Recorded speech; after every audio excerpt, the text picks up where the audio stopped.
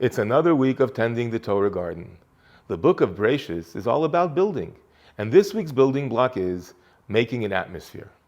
Have you ever heard of Feng Shui? It's a Chinese system of laws which basically says that the way your surroundings are arranged will affect the flow of energy around you. Literally, the way you set up your furniture will determine the vibe in your own home. In Judaism, we've known this for the longest time. Parshas Vayeira tells us the story of Lot, Avram's nephew, who lived in the depraved city of Sodom. The fact that he was even willing to live there tells us a little bit about his character. He wasn't exactly the biggest tzaddik.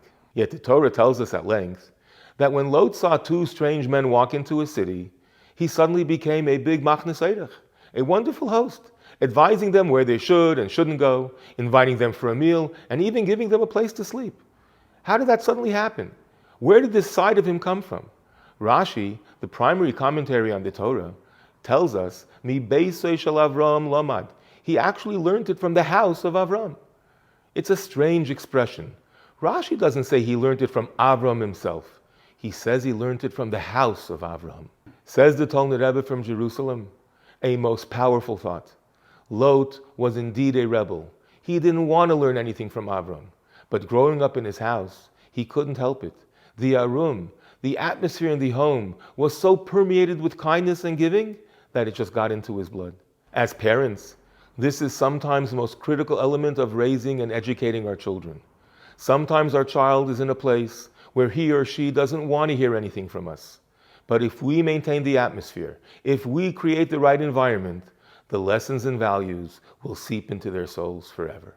And by the way, it doesn't always have to be the parent making the atmosphere. Sometimes we can let our children lead the way and let them change the atmosphere in our homes. In 1975, on his mother's yahrzeit, the Rebbe told a compelling story about an Israeli public school girl who found out about the mitzvah of lighting Shabbos candles. That Friday, she convinced her mother to let her light a candle. And when the mother saw how much joy it brought her daughter, she let her do it another week. What happened next was so incredible. I'll let you hear it from the Rebbe himself. Als durchgegangen ein paar Schabbosim, hat nur gehört tonstellenden Television, Kolsmann der Lichter gebrennt. Es wird gesagt, Mai, Haich, wir sind die Mutter gefragt beim Vater, der Vater beim Mutter, und gesagt, als es selbst hat etwas geordnet. Aber die kleine Mädel geht da rum und singt, das ein heiliger Schabbos. Und der Licht brennt noch. Ist Kolsmann, der Licht brennt auf dem Tisch, kann bei sich nicht peilen, anstellen die Television. Danach gewinnt ein Telefon, sind gegangen, lernt im Telefon. Danach hat die Mutter etwas angegeben, gucken, als sie sagt, ob es ist modern. Da geht allein nach Schochen, zur Freundin, sagt, als sie brennt ein Lichtel. Und die kleine Tochter ihre ist Molle Simche, weil sie hat angezündet nach Schabes dicke Licht. Und teilt hat das an Nerkodisch, Vejem-Kodisch, Vechulu. Und sie geht darum in einer Woche dicke Kleidung, und sie selbst hat etwas geordnet. Als sie sich Miasche gewöhnt, die Hima, sie tegen alle im Zinkenlicht. Als sie dann im Zinkenlicht, hat sie dann noch bei sich nicht gekonnt peilen, sie soll gehen zu den Plite, zu den Meven, und zünden den Feier.